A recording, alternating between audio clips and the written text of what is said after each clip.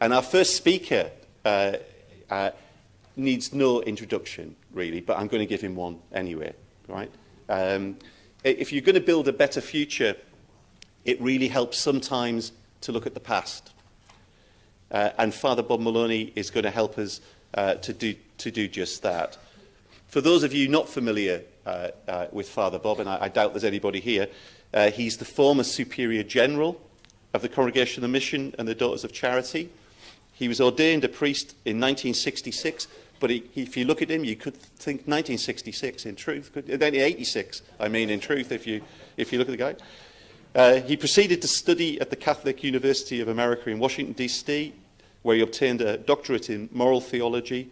In his career, he served in various capacities in the formation of clergy, in addition to being a missionary in Panama, and at present, he coordinates the joint work of the Daughters of Charity and the community of San Adagio in the Project DREAM, which is a HIV/AIDS program in sub-Saharan Africa, as well as serving on various boards of trustees around the world.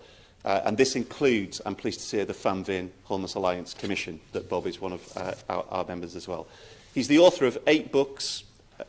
He's a brilliant speaker, numerous articles, and he wrote the seminal piece which led to the foundation of the Famvin Homeless Alliance, and that's the piece of work that he'll introduce to you now.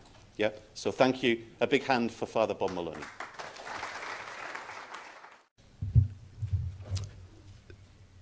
There was no room for them in the inn.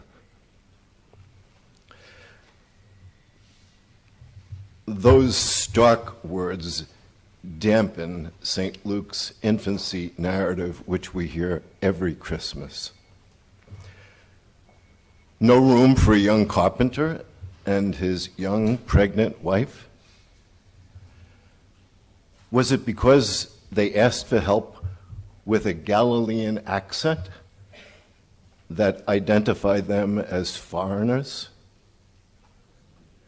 Was there no room for the long-awaited child who was announced by the angels as good news of great joy for the whole world?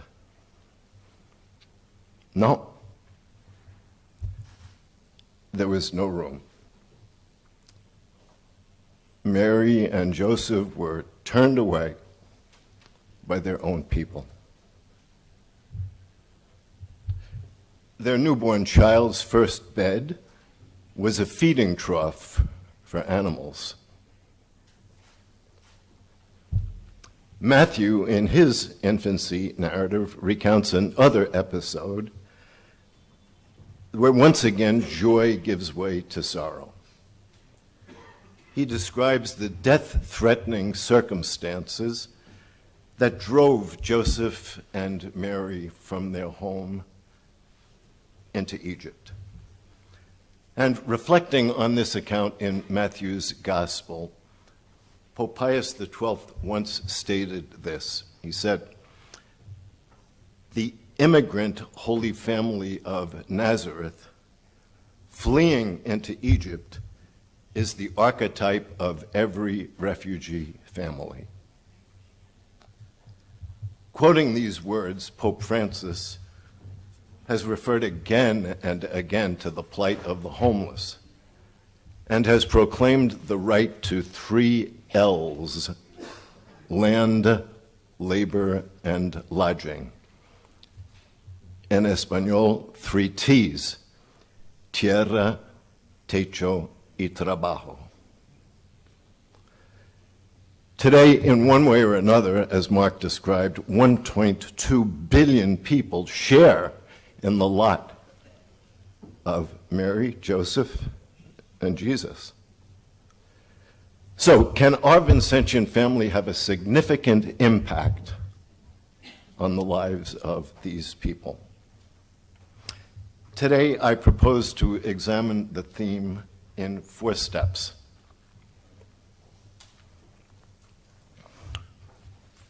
First, St. Vincent and homelessness. Second, the Vincentian family service to the homeless throughout the world now. Third, the new Famvin Homeless Alliance. And fourth, blending systemic change and a culture of encounter in serving the homeless. So those are the 4 steps. Let's begin with the first. St. Vincent and the homeless. The homeless ranked very high on St. Vincent's agenda. And so a careful analysis of his life, his writings, and his conferences give us a very concrete picture of his intervention on behalf of the homeless. I'll just illustrate this in 4 steps.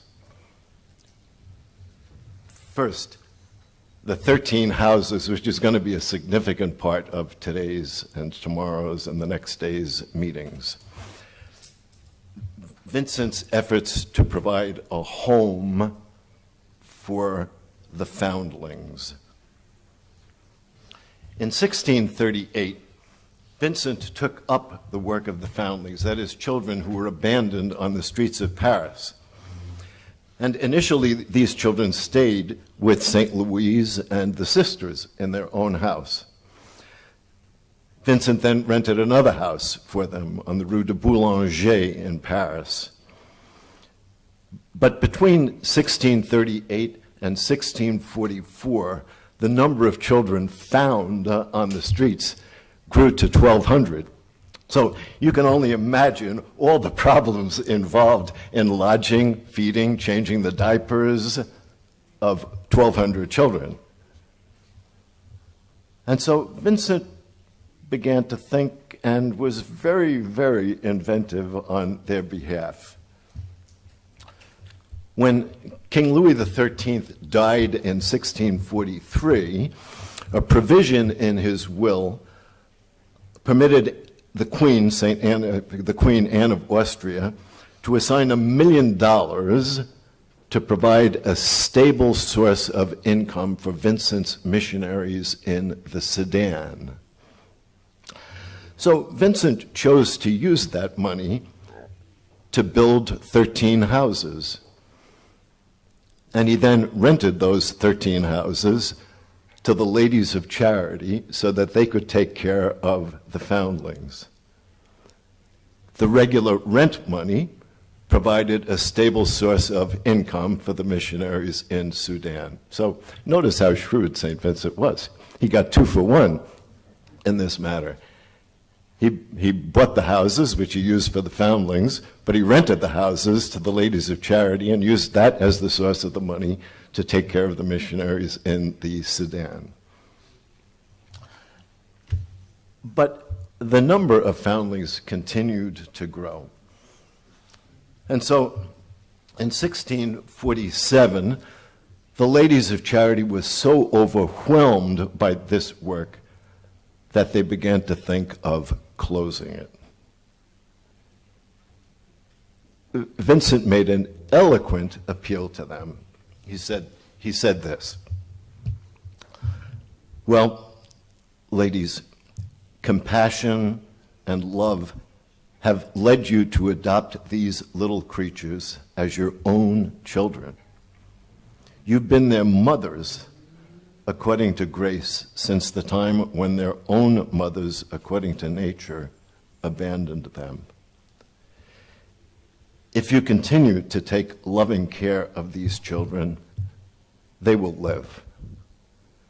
On the contrary, if you abandon them, almost certainly they will die. So make the decision that you think is best."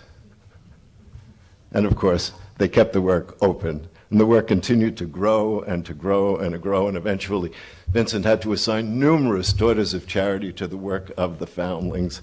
And he wrote really a very practical, eloquent document or rule that treated in great detail the children's meals, their nap time, their playtime, their cleanliness, the washing of their diapers, their prayer schedule, their learning to read and write, and so on. The project worked so well that in 1656, Vincent spoke to the General Council of the Daughters of Charity and encouraged them to allow some of the foundlings to become Daughters of Charity. Ironically, he was opposed by the superior of the house where the foundlings lived because she felt that this would be a scandal to the people. We don't know, in fact, how the discussion turned out or what the final decision was, but what we do know is that centuries later, many a daughter of charity proudly told you that she had grown up in the orphanages of the Daughters of Charity and never knew who her mother and father were. And I knew a number of Daughters of Charity who came from that situation. It all began with the foundlings. So that's St. Vincent's first intervention. Interestingly, he raised incredible sums of money to support the children in these homes. He published for 5 years a document which came out monthly called The Relations, which told stories. And these were spread throughout Paris, and people were encouraged to give money, and millions of dollars came in through that publication. And Vincent was always very strict in regard to accountability. He said to the sisters, to the missionaries, unless you are transparent, people will stop giving. Once they discover fraud, lost money, that's the end. So that's the first step. Second, it's a nice picture of the foundlings there, a little bit imaginative, but a lovely picture. Housing for refugees. Vincent made strenuous efforts to find lodging and assistance for thousands of displaced men, women, and children during the wars in Lorraine, which lasted for 20 years.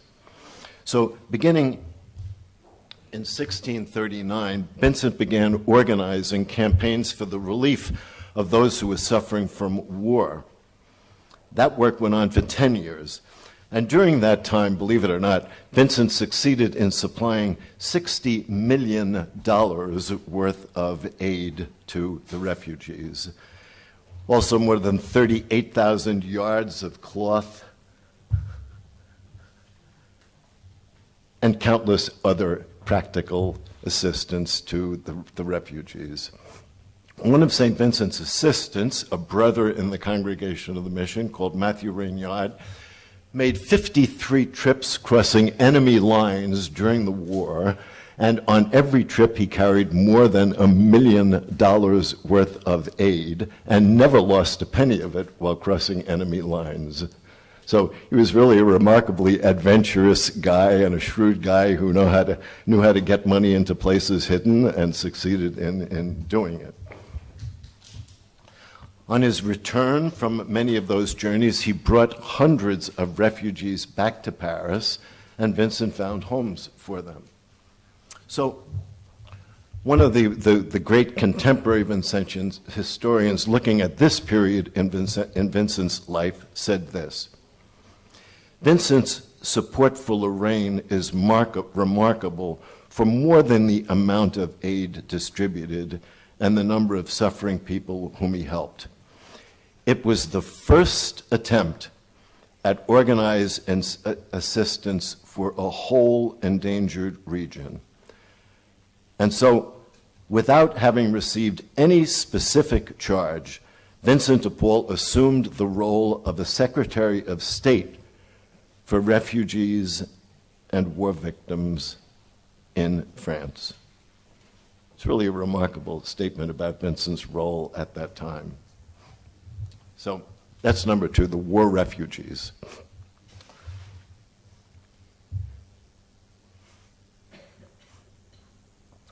Number three, the Name of Jesus Hospice.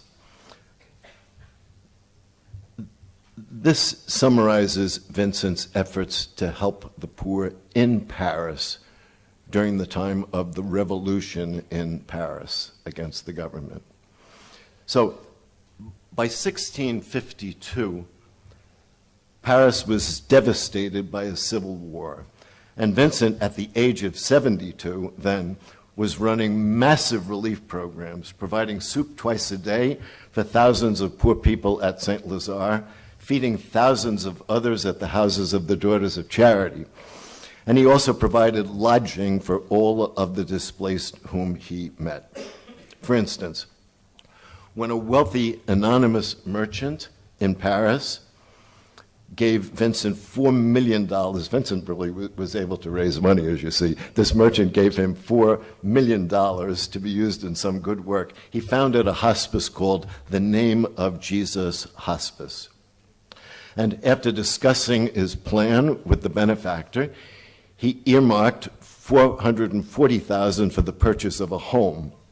And he also allotted money for its enlargement and its furnishing. He chose as his first inhabitants 20 male and 20 female inhabitants, and he taught them trades with the help of St. Louis de Marillac. And so they became bootmakers, shoemakers, button makers, muslin workers, lace workers, glove makers, tailors, and pin makers. So job training was a big part of Vincent's vision in helping people who were homeless at the time of the Revolution. About 800 to 900 girls were placed in private homes, and all of the refugee nuns, whom Vincent found living in very bad conditions, were placed in better conditions. Initially, Vincent and Louise put many of these people up in their own homes, but gradually they were able to place them in the homes of wealthier families. So that's the third step, Vincent's help to those who were engaged or living at the time of the Civil War in Paris. And then finally, fourth, the little schools. Vincent's efforts to organize educational programs for teaching job skills and for catechizing those living in desperate circumstances. Now, notice the term systemic change did not exist, obviously, at the time of Vincent. But both he and Louise de Marillac recognized in a seminal way that education and job training were extremely important in transforming the lives of the homeless and the poor. And so they were deeply committed to the education and the moral formation of young people, especially living on the streets of Paris in dire conditions. They wanted them to be able to develop the skills needed to get jobs. And so they founded what they called the Petite École, or the little schools, and they made the instruction of poor young men and women, boys and girls, one of the principal objectives of those schools. And the task wasn't easy. It wasn't easy, first of all, because families often regarded those children as part of the workforce. So they didn't want them going to school, they wanted them going to work. Secondly, on top of that, sickness was rampant at this time. Paris was in the state of revolution, the country was in the state of war, sickness was rampant. And so children often didn't come to school because they were sick. And then thirdly, of course, children were children. And so they weren't too eager to go to school. And so Vincent and Louise were, again, shrewd and found ways to get children to come to school, especially by feeding them. So children who otherwise didn't want to come to school often came knocking on the door at mealtime and were there to be educated. They also taught them to pray. They taught them usually math, reading, writing, and often budgeting. So that's the first step, Vincent's interventions on behalf of the homeless. Let me just say I could talk about this second part all day. Let me just say a few words about Vincentian Family service to the homeless throughout the world right now. Over the centuries, the family has engaged in countless works for the homeless. All the branches have had significant work for the homeless and for refugees. I simply want to mention a few, so please don't feel left out if I don't mention you, a few significant works that exist right now. I've chosen them because of their geographical variety. But there are many more in which you yourselves are involved. And so I want to encourage you to share your experiences in these days so that everybody can learn from everybody else. So I'm going to mention 6. First, Akamasoa. This is the remarkable work of Father Pedro Opeka. I was just in Paris and I was giving a talk to a group of people, and in the middle of my talk, I felt a hand on my shoulder. And I turned around, and it was Father Pedro Opeka, who had just shown up from Madagascar, and whom I know for years. We used to work together on the Systemic Change Commission with several of the people right here in the room. And Pedro is a remarkable missionary. Kamasoa means dear friends, and Pedro found basically 25,000 people living in a garbage dump outside the capital in Madagascar, and felt that he couldn't live with that, and decided to intervene. Little by little, with some failures as well as successes, he was able to find first jobs, difficult jobs, very difficult jobs, working in a stone quarry, chipping out bricks and chips of stone for 25,000 people, all of whom now own their own homes. See the homes there? Lovely, lovely homes, all of whom have health care, all of whose children go to school, all of whom have clean water, all of whom have electricity. Once I was with Pedro at a meeting in September, and then he said to me, Roberto, I have to leave you. School begins in 2 days, and I have 13,000 children in my schools. We have to have teachers, we have to have food. So this is one of the most remarkable projects I've ever seen. Some of you have visited, many of you have visited, many of you have seen films or read books about Father Pedro, but it's extraordinary. So that's one of the works that the family is presently engaged in. Secondly, Payatas in the Philippines.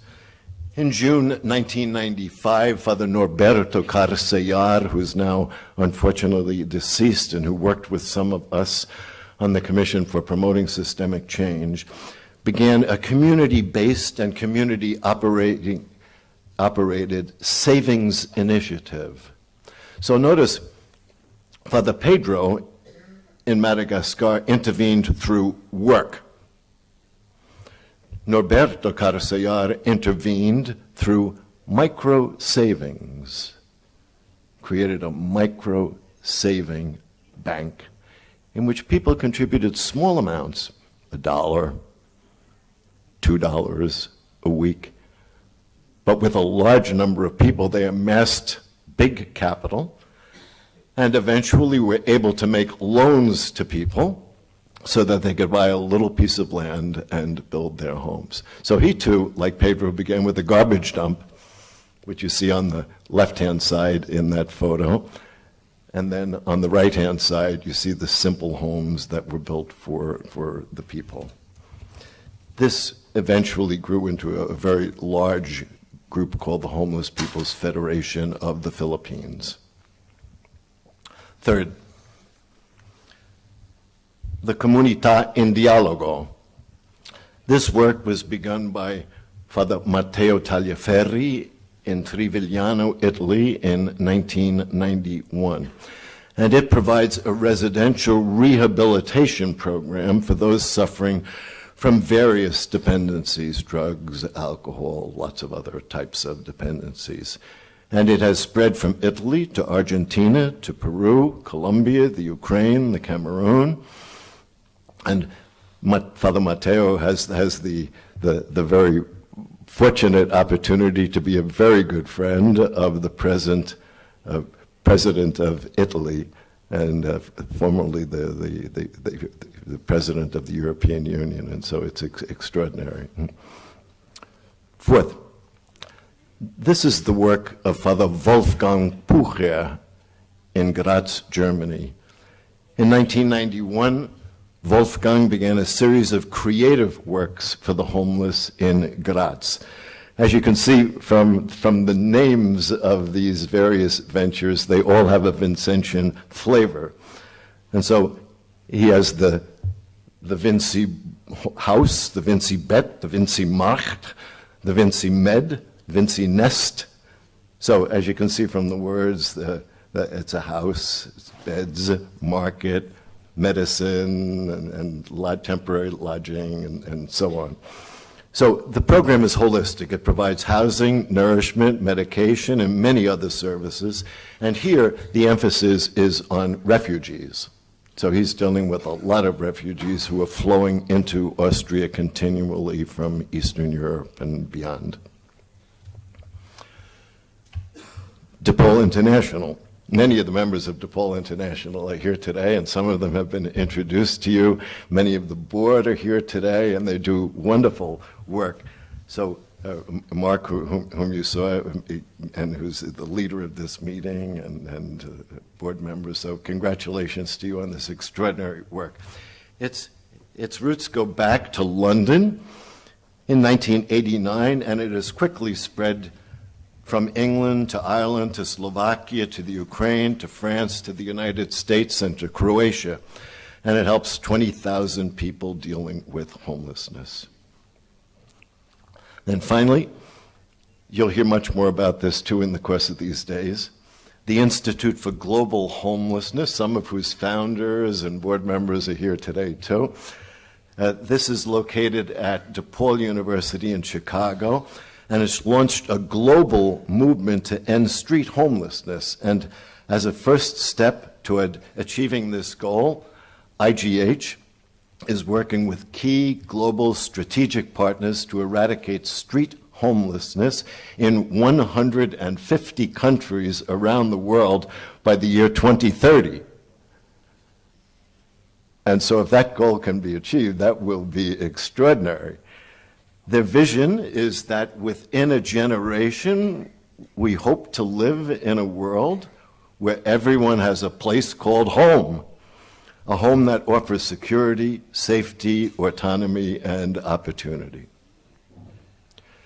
So those are just a few things that the Worldwide Vincentian Family is doing today. There are lots of others. We have some extraordinary programs. The Daughters of Charity have extraordinary programs. The Society of St Vincent de Paul has extraordinary programs around the world. We have programs in large cities like New York and Paris. We have cities in small villages like many small villages here in Italy. So, thanks be to God. Lots of good things are happening, and please share those things with one another so that you hear the initiatives and the ideas of other people. That's part two. Part three. The new Famvin Homeless Alliance. So to celebrate its I'm just going to give you a little background. To celebrate its 400th anniversary, the Worldwide Vincentian Family chose the theme that had deep biblical roots, welcoming the stranger. So let's just look very quickly at those biblical roots just to remind ourselves. The Hebrew Scriptures, especially Exodus, Leviticus, Deuteronomy, often exhort the Israelites to cherish the alien in the land, the stranger, basically. The most striking text of all, for me, is Deuteronomy 10, 18, 19, that says this, This is a great text for today, too. God executes justice for the orphan and the widow. God loves the resident alien, the foreigner, giving them food and clothing. And so you too should love the resident alien, the foreigner. For that is what you too once were in the land of Egypt. It's a beautiful, beautiful text. In the New Testament, we all know these New Testament texts. Matthew's 25th chapter, among the criteria used for judging the world at the Last Judgment, says, when I was a stranger, you welcomed me.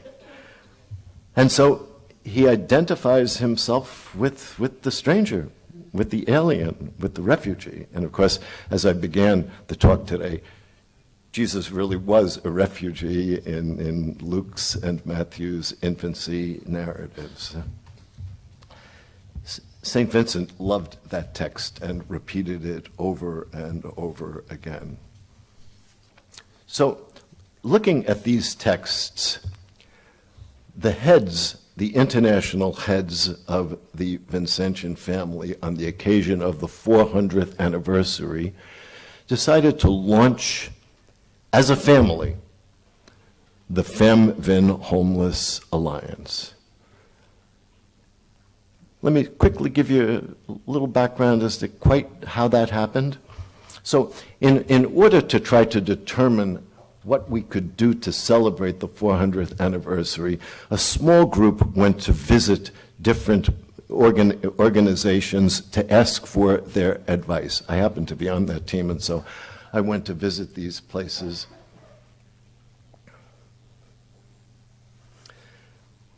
We did 3 visits, and our objective in doing those visits was to come up with information about a mega project that the whole family could engage in to celebrate this anniversary.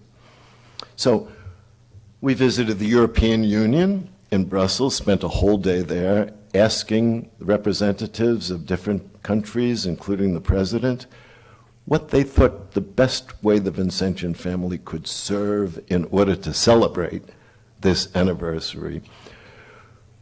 Went to the United Nations in New York, spent a day there asking people the same question. How can we best serve as a way of celebrating?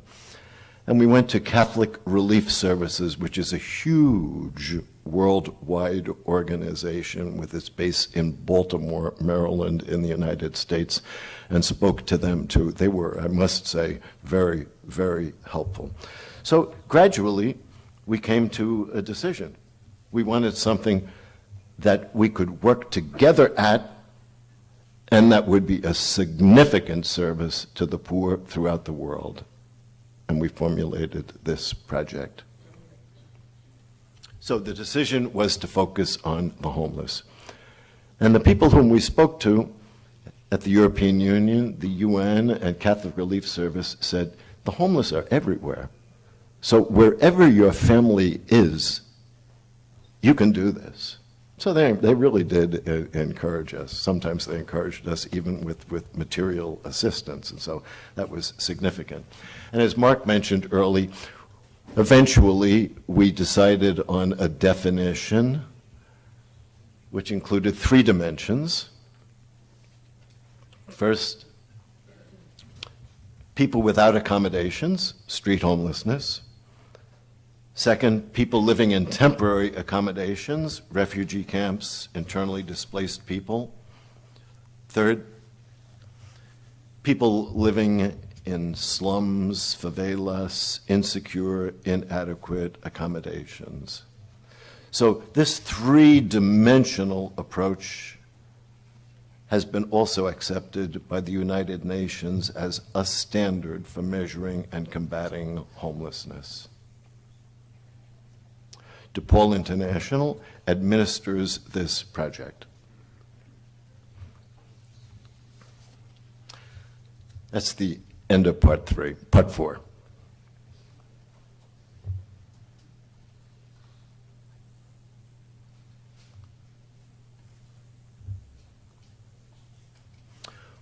blending systemic change and a culture of encounter in serving the homeless.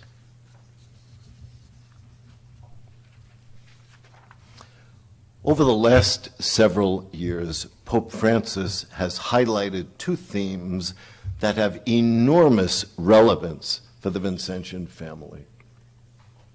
First, the need for structural or systemic change. Happily, this has been one of the most important emphases of the Vincentian family for the last 10 years. In his encyclical Laudato Si', Pope Francis underlined repeatedly that everything is connected to everything else, which is a theme that the Vincentian Family Commission for Promoting Systemic Change has been stressing in all of its workshops. Here's what Pope Francis said when he was in Bolivia in 2015. He said this: "There is an invisible thread joining every one of the forms of exclusion. Can we recognize it? Do you see it?" he said. "These are not isolated issues. Everything is connected to everything else." And so, Pope Francis concludes, don't be afraid to say it. We want change. We want real change. We want structural change. The system, these are Pope Francis' words, the system is by now intolerable. So that's pretty strong language emphasizing systemic change. Secondly, Pope Francis emphasized that contemporary society needs to create a culture of encounter in which we're prepared not only to give, but also to receive from others. Hospitality, he says, grows from both giving and receiving. And so he often warns against a culture of indifference.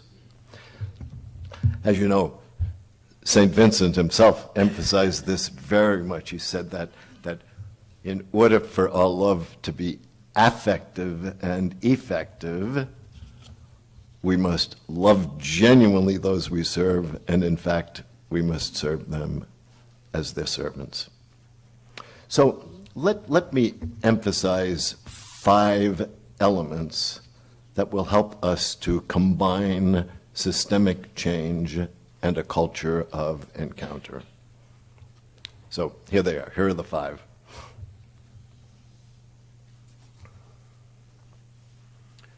First, listening to the homeless. How important this is. Everything begins with listening. Following the lead of Matthew's 25th chapter, Vincent continually urged his followers to see the face of Christ in the face of the poor. He said this eloquently to the Daughters of Charity. Here are Vincent's words.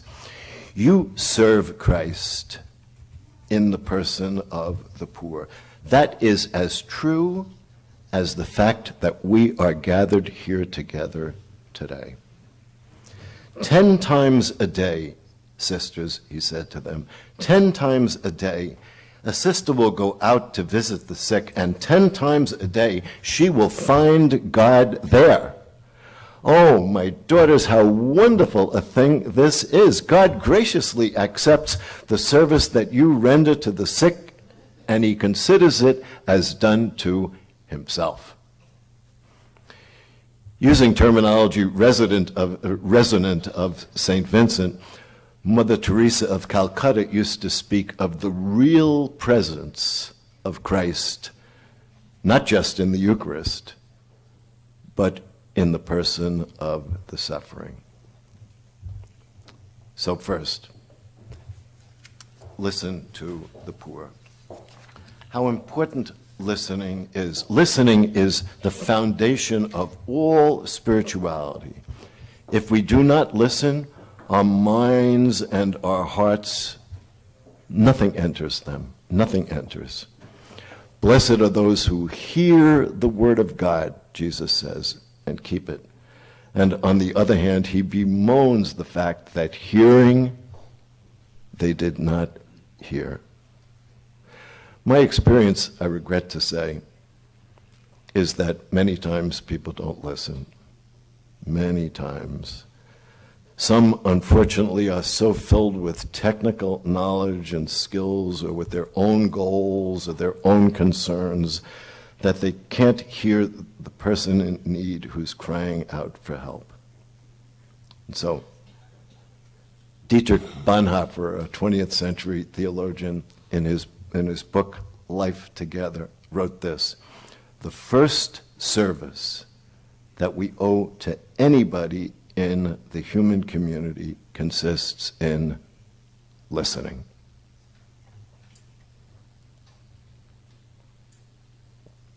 Seeing and serving Christ in the face of the homeless.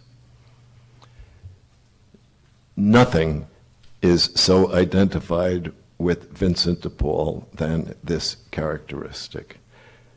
Again and again, he said to the members of his family, when I was hungry, you gave me to eat.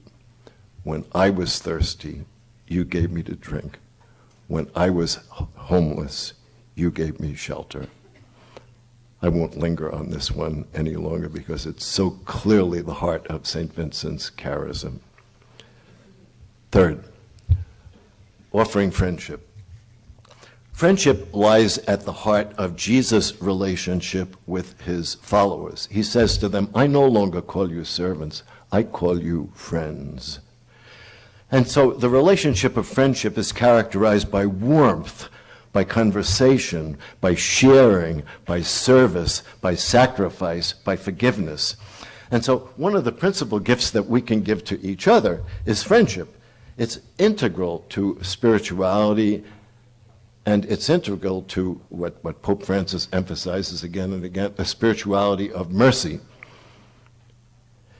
In our family, Vincent calls us to treat those whom we serve not just as the poor, but as persons. He asks us not to treat them just as clients, but as friends whom we care for deeply. And so, in the end, all good care is not just transactional, doing something, but also relational, befriending people so that they know that we love them.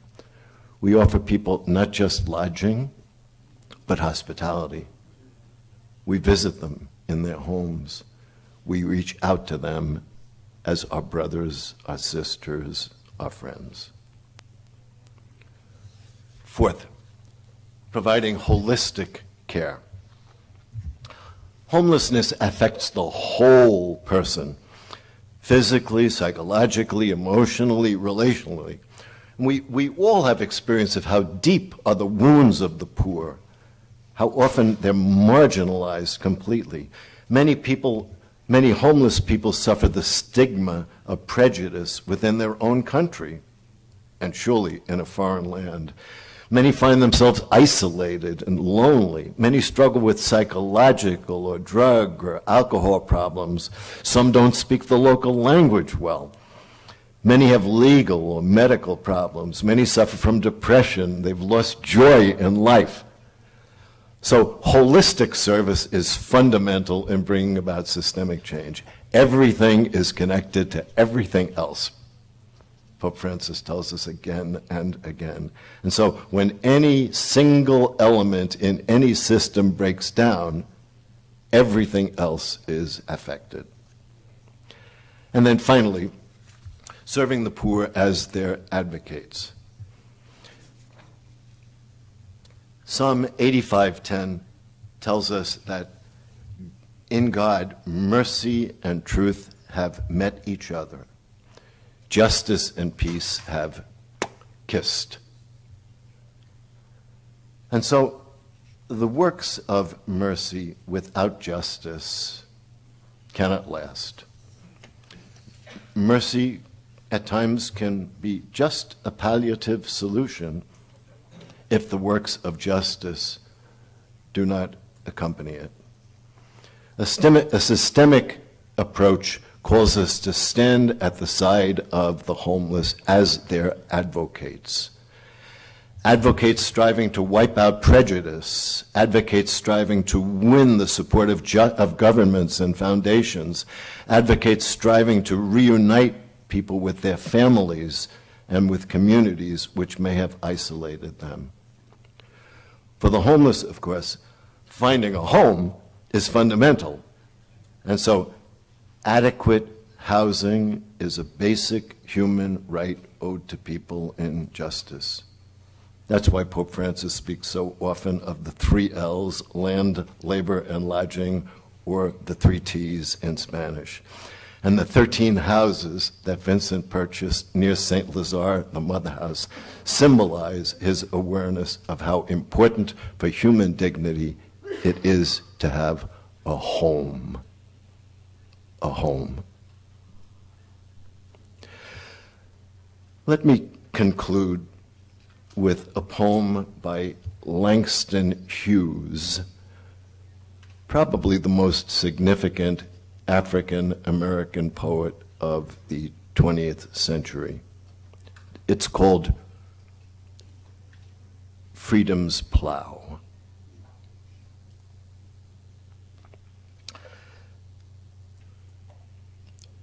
First in the heart is the dream.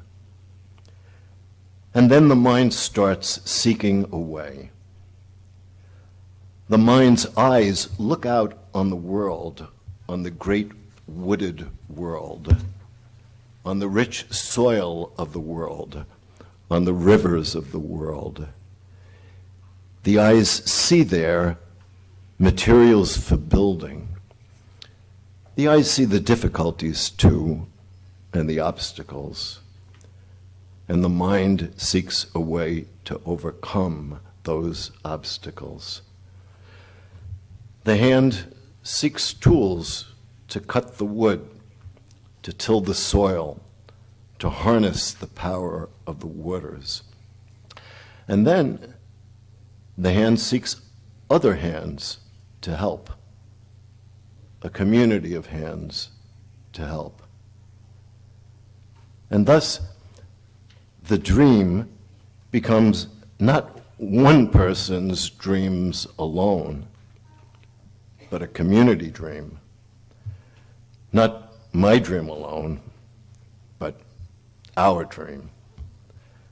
Not my world alone, but your world and my world, belonging to all the hands who build. So, the Famvin Homeless Alliance is in our hands.